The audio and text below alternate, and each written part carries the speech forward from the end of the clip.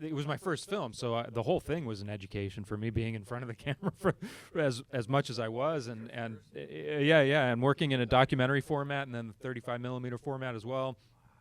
Having that, and being able to watch the post process play out was wild, because I'm able to look over the shoulder of the editor as they're putting the thing together, and then being able to be a fly on the wall for the conversations they were having about money that they needed to get for the promotion of the thing and the campaign to just, get it out there in front of people and run the festival circuit.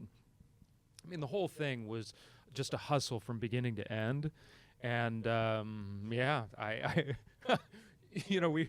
we've joked about, why it takes so long to get a sequel together, and part of it is I think Scott is just like, I can't put my life on hold for 2 years beginning to end. I can't sacrifice everything in order to, and so he's had a life. He's gotten married. He's a kid. And, he's got a company and whatnot. And I can't imagine the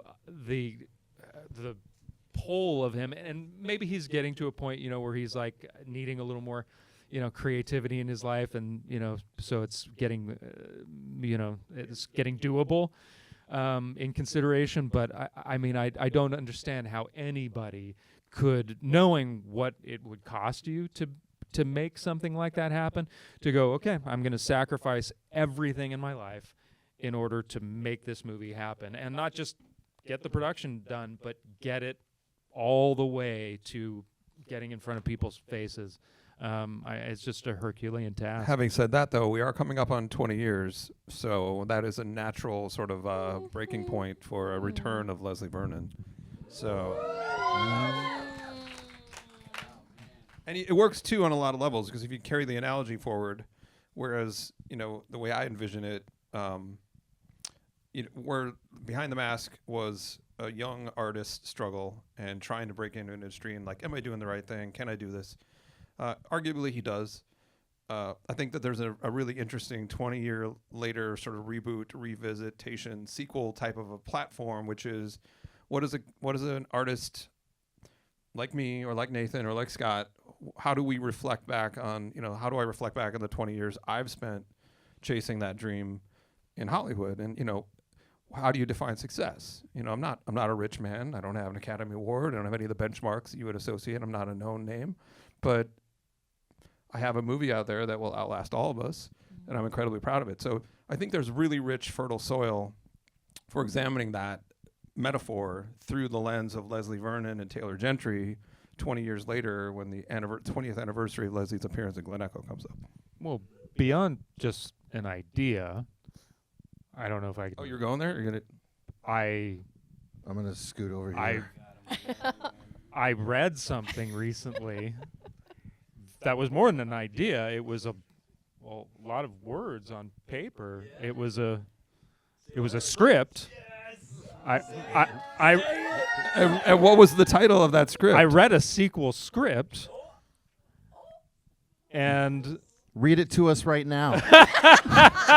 I could pull it up on my phone and you have to act it out and read it to you. Take it from here, David, but it's more than just a concept. Do it. So, do we need another beer for this? Do we need fireball shots? I don't know. Like, should we? Do we need? I wish I could say there was some huge revelation that would everyone would run screening from the building. I can't do that, but I can say that the sequel script is written. Amazing. And is really good. We obviously have Nathan back. Angela's back. Scott is fully engaged in it. And here's the thing. And all jokes aside, I am extremely, extremely reluctant. Seriously, no joke. We have cried wolf so many times with the fans, and I'm super hyper aware of that. That for 20 years, you guys have been like, it's gone from, was there going to be a sequel? Yeah, there's going to be a sequel. Oh, when's the sequel coming? How's the sequel going? Whatever happened to the sequel? How come there hasn't ever been a sequel? man, I wish there had been a sequel. And we've 20 years, we've sort of been stringing this along, like, well, maybe. And we tried to do it a couple times, and every now and then I'll do interviews. And it's just, I don't want to keep being the boy who cried wolf. But I'm really optimistic that, we have an opportunity now. I think we've proven that it's a marketable intellectual property.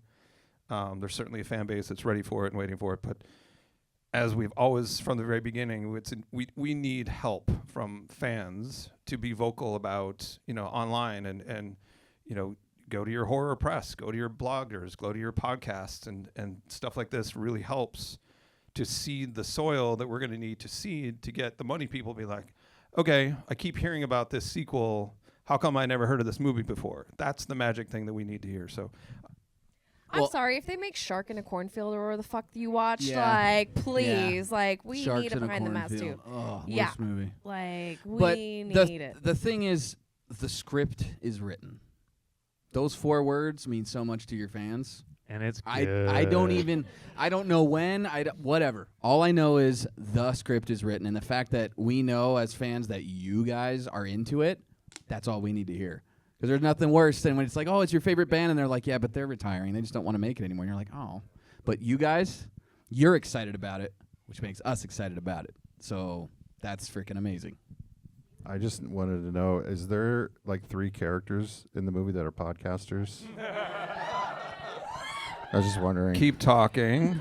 We're we're killed off for immediately. It's like a true crime podcast. Not it's even on camera. They're just talking about the events from 20 years ago, and that maybe kind of. I was just I don't know.